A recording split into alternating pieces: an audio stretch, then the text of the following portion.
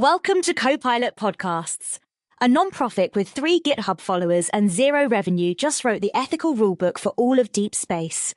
No rockets, no billion-dollar backing, just a mission statement that says no child, no traveler, and no civilization, human or microscopic, ever explores alone. Today, we're unpacking Space LEAF Corp, what it actually is, what kind of institutional infrastructure Captain Leaf has built from the ground up, and why this organization's approach to humane exploration might be the most important thing happening in space right now that nobody is talking about. By the end of this episode, you'll understand the philosophy driving Space LEAF Corp, the specific systems and frameworks Captain Leaf has put in place, and why this matters against the backdrop of a commercial space race that is moving very, very fast. My co-host has been deep in the weeds on this one, so let's get into it. What is Space LEAF Corp? So Space LEAF Corp, and LEAF is actually an acronym, it stands for Literacy, Environment, Advocacy, Future, is a nonprofit engineering and stewardship organization. And the way they describe themselves on their GitHub is really specific, dedicated to humane exploration of deep space, planetary protection, and child-safe technological innovation. Child-safe technological innovation. That's not a phrase you hear a lot in the space sector. Right, and that's kind of the whole point. Their website describes the mission as being for a sustainable future. Literacy, Environment, Advocacy, Future. But when you go to their GitHub, which is where the actual institutional infrastructure lives, it gets much more specific. Every line of code, they say, is written with ceremonial integrity, security-first architecture, and global responsibility at its core. Ceremonial integrity. Okay, I want to come back to that phrase because it's doing a lot of work. But first, why GitHub? Why is a space nonprofit's canonical home a code repository? That's actually one of the more interesting structural choices here. The GitHub repository is described as the special repository for Space LEAF Corp. It contains foundational specifications, safety logic, multi-layer OS designs, ceremonial seals, and mission frameworks. So it's not just code, it's the entire institutional memory of the organization made publicly auditable. So transparency is baked into the architecture itself. Exactly. And that's one of their 6 core principles, transparency and integrity. They say all mission rules, safety matrices, and operational logic are openly documented, which is a pretty radical stance when you compare it to how most space organizations operate. Walk me through the other core principles, because I think that's where you really start to see what Captain Leaf is building. So there are 6. Safety above all, every subsystem is designed with multi-layered safeguards, child protection logic, and ceremonial oversight. Then transparency and integrity, which we just covered. Then local first security, systems boot cleanly, run independently, and protect user data with modular integrity. Local first security is interesting. That's a very specific engineering philosophy. It is. And then you have kid-safe exploration. All content, interfaces, and training modules are appropriate for children and families. Humane deep space protocols. Exploration is conducted with respect for life, environments, and cosmic travelers. And finally, global stewardship, built for the betterment of all mankind, not for profit or exploitation. Not for profit or exploitation. That last one is doing a lot of heavy lifting given where the space industry is right now. It really is. And to understand why, you have to zoom out a little and look at what's happening in the broader space sector. NASA is planning to deorbit the International Space Station by the end of 2030 and transition to commercially owned and operated space stations.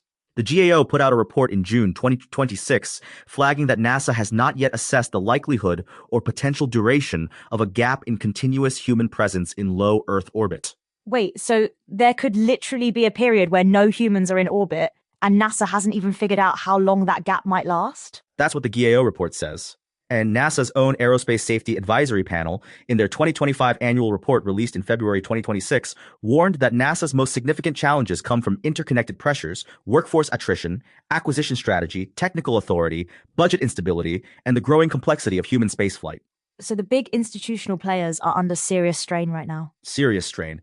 And into that context, you have Space LEAF Corp saying, we're going to build the ethical and institutional scaffolding that this sector is missing, not the rockets. The values infrastructure. That's a genuinely different bet. Most people building in space are betting on hardware. Space LEAF Corp is betting on governance. Exactly. And when you look at what Captain Life has actually built, the specific documents and frameworks in that repository, it becomes clear this isn't just a philosophy. It's a functioning institutional architecture. Okay, so let's get into the actual infrastructure. What's in the repository? So the repository is described as the canonical home for a pretty remarkable list of things. Ceremonial seals and stewardship protocols, safety architecture documents, mission rules engine specifications, child safety compliance frameworks, ground control operations manuals, satellite uplink command sets, Starship Mission Profile Templates. Starship mission profile templates. So they're not just thinking about Earth-based operations. Not at all. There's also UWTS specifications, that stands for Universal Wearable Text System, advanced OS interaction models, secure pipeline designs, and nonprofit transparency documents. And the stated goal is that everything is written to be auditable, verifiable, and safe for public review. Auditable, verifiable, safe for public review. That's the language of institutional accountability. That's not how most space organizations talk. It's not, and I think that's the core of what Captain Leaf is building. The mission statement says Space LEAF Corp exists to ensure that no child, no traveler, and no civilization, human or microscopic, ever explores alone. That phrase, human or microscopic, is doing something really specific. Okay, I have to stop you there. Human or microscopic. Are they talking about protecting microbial life on other planets? That's the implication. Planetary protection is explicitly part of their mission. And that puts them in conversation with some of the deepest questions in astrobiology. What do we owe to life forms we haven't even confirmed exist yet? Most space organizations treat planetary protection as a regulatory checkbox. Space LEAF Corp is treating it as a core value. That's a fundamentally different ethical posture. And it connects back to that phrase, exploration must uplift, protect, and educate, never exploit. Right. And that's a direct counter to the dominant commercial space narrative right now. NASA's post-ISS strategy, as outlined in their LEO framework, includes 13 goals and 44 objectives across 7 areas: commercial infrastructure, operations, science, exploration technology, international cooperation, workforce development, and public engagement. It's a big, ambitious framework, but the word humane doesn't appear in it. That's a notable absence. And NASA's Deputy Administrator Pam Melroy said when the LEO framework was released that these objectives are a pivotal next step in solidifying U.S. leadership in space. Leadership, not stewardship. Those are different words with different implications. Leadership implies competition. Stewardship implies responsibility. Yeah, those are very different frames. And Space LEAF Corp is firmly in the stewardship camp. Their global stewardship principle says explicitly, built for the betterment of all mankind, not for profit or exploitation. That's a value statement that's been encoded into the actual architecture of the organization. Let's talk about the ceremonial seals for a second, because that phrase keeps coming up and I think it's easy to gloss over it. What does ceremonial integrity actually mean in an engineering context? So the way Space LEAF Corp uses it, ceremonial integrity seems to mean that the process of building and documenting systems carries its own weight. It's not just about the output, it's about the intentionality of the process. The ceremonial seals and stewardship protocols are listed alongside hard engineering specs like safety architecture documents and secure pipeline designs. So they're treating culture and ritual as infrastructure, not as decoration. That's actually a really interesting organizational design choice. Most institutions separate their values documents from their technical documents. Space LEAF Corp is putting them in the same repository, at the same level. Exactly. And that's what makes the institutional infrastructure Captain Life has built unusual. It's not a mission statement on a website that nobody reads. It's a living, public, auditable system where the values are embedded in the same place as the code. And the kid-safe exploration principle, I want to make sure we give that its due, because it's not just about content moderation, it's a design philosophy. Right. The principle says all content interfaces and training modules are appropriate for children and families. And the safety above all principle specifies child protection logic as a core component of every subsystem. So this isn't a parental controls feature bolted on at the end. It's a foundational design constraint. Which is a completely different engineering philosophy than what you see in most tech organizations, where safety and child protection tend to be retrofitted after the fact. Completely different. And it connects to the local first security principle: systems boot cleanly, run independently, and protect user data with modular integrity.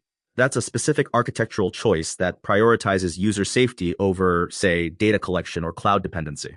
So the infrastructure Captain Leaf has built is essentially a set of constraints that make certain kinds of exploitation structurally impossible, not just against the rules. That's a really precise way to put it. And it's worth noting that the Humane Deep Space Protocols principle says exploration is conducted with respect for life, environments, and cosmic travelers. Cosmic travelers. Cosmic travelers. That's a phrase that encompasses humans, potential extraterrestrial life, and, I think, future generations who will inherit whatever we do out there. Okay, so let's zoom out for a second. We've got a non-profit with a very specific, very detailed institutional architecture. We've got a commercial space sector that's moving fast and facing serious governance challenges. How does Space LEAF Corp's collaboration mission actually function in that environment? So the collaboration mission is embedded in the mission statement itself. Space LEAF Corp exists to ensure that no one ever explores alone.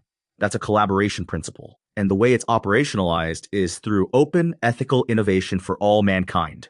Everything is publicly documented, publicly auditable. The collaboration isn't just with partners, it's with the public. Which is actually a model that NASA has been moving toward, right? NASA's partnership framework talks about connecting visionary ideas with world-class expertise through Space Act agreements. Yes, and NASA posts applicable summary data for Space Act agreements on a quarterly basis. They're required to by law under the NASA Transition Authorization Act of 2017. So there's a precedent for this kind of public accountability in the space sector. Space LEAF Corp is applying that same logic to a nonprofit engineering organization. And the GEO report from June 2026 noted that NASA is working with 6 commercial companies to mature initial space station designs, with plans to award Space Act agreements in 2026. So the institutional landscape is shifting fast. Very fast. And the Aerospace Safety Advisory Panel's 2025 report specifically called for more disciplined governance as commercialization expands. NASA Administrator Jared Isaacman said, and I think this is worth quoting directly, "The panel's report underscores areas where we must raise the bar, from how we structure oversight and manage integrated risk to how we declare and learn from anomalies. We are wholly committed to transparency." Transparency. That's the same word Space LEAF Corp uses as a core principle. Right. And I think that's the key insight here. The challenges that NASA's safety panel is flagging, workforce attrition, technical authority, budget instability, governance complexity, those are exactly the kinds of problems that a well-designed institutional infrastructure is meant to address. Space LEAF Corp is building that infrastructure from the ground up, with transparency and safety as non-negotiable constraints. So in a weird way, Space LEAF Corp is building the thing that the big institutions are struggling to maintain. That's the argument.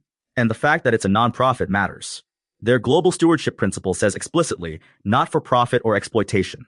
That's a structural commitment, not just a value statement. Nonprofits have legal obligations around how they use resources that for-profit companies don't. Let me push back on something though. 3 GitHub followers, a website that's still loading its mission. Is there a risk that this is more vision than reality? That the infrastructure exists on paper but not in practice? That's a fair challenge. And honestly, the search results don't give us a clear picture of operational activity beyond the repository itself. What we can say is that the repository contains 40 items, foundational specifications, safety logic, multi-layer OS designs, ceremonial seals, mission frameworks. That's a substantial body of documented work. So the institutional infrastructure exists. Whether it's been stress tested in the real world is a different question. Exactly. And that's actually a tension that runs through the entire space sector right now.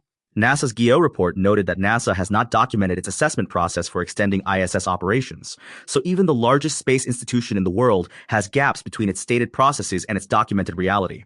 Which makes Space LEAF Corp's commitment to auditability and public documentation look less like idealism and more like a practical standard that even NASA isn't fully meeting. That's a really important reframe. The bar for institutional transparency in the space sector is lower than you might expect. And Space LEAF Corp is explicitly trying to set a higher one. There's also something worth noting about the UWTS, the Universal Wearable Tech System.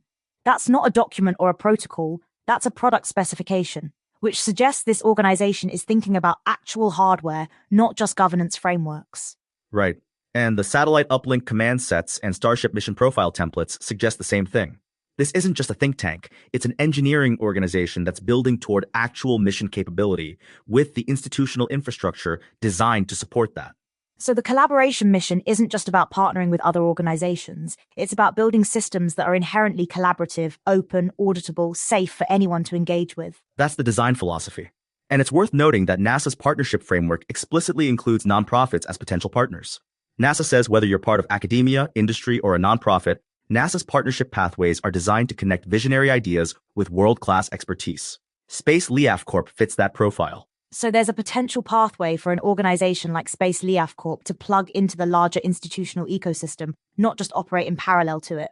Potentially. And the timing matters. With the ISS retiring in 2030, with commercial stations still being designed, with NASA's safety panel calling for more disciplined governance, there's a real opening for organizations that have already built the kind of transparent, safety-first institutional infrastructure that the sector needs. So when you step back from all of this, the mission, the principles, the repository, the broader context, here's what this really comes down to.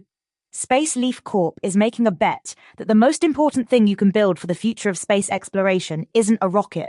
It's a set of values that are so deeply embedded in your systems that they can't be removed without breaking the whole thing. That's exactly it. And Captain Leaf has built that through a very specific institutional architecture, 6 core principles, a publicly auditable repository, a mission statement that extends protection to every form of life, and a collaboration model that treats transparency as a design constraint rather than a PR strategy. And the stakes are real. The GEO is flagging gaps in NASA's planning. The Aerospace Safety Advisory Panel is warning about governance failures. The commercial space race is accelerating. The question of who sets the ethical standards for deep space exploration is genuinely open right now. And Space LEAF Corp's answer to that question is, the standards should be set by the community, documented publicly, and enforced through architecture, not just policy. That's a fundamentally different approach than what we're seeing from the major players. The actionable insight here, I think, is this. If you care about where space exploration is headed, not just the technology, but the values, organizations like Space LEAF Corp are worth watching, because the institutional infrastructure being built right now, in these early years, is going to shape what space exploration looks like for generations. And the fact that it's all publicly auditable means you can actually engage with it. The repository is open, the mission frameworks are documented, the transparency documents are there for anyone to read. That's the collaboration mission in action, not just talking about openness, but structurally enabling it. Here's the thing that I keep coming back to. We opened this episode by saying a non-profit with 3 GitHub followers is trying to write the ethical rulebook for deep space. And that sounds almost absurd. But when you look at what's actually in that repository, the safety frameworks, the child protection logic, the planetary dignity protocols, the transparency documents, it doesn't sound absurd at all. It sounds necessary. And maybe that's the most important thing to take away. The organizations that shape the future of exploration aren't always the ones with the biggest budgets. Sometimes they're the ones with the clearest values and the discipline to build those values into every layer of what they do. No child, no traveler, and no civilization, human or microscopic, ever explores alone. That's a mission statement worth sitting with.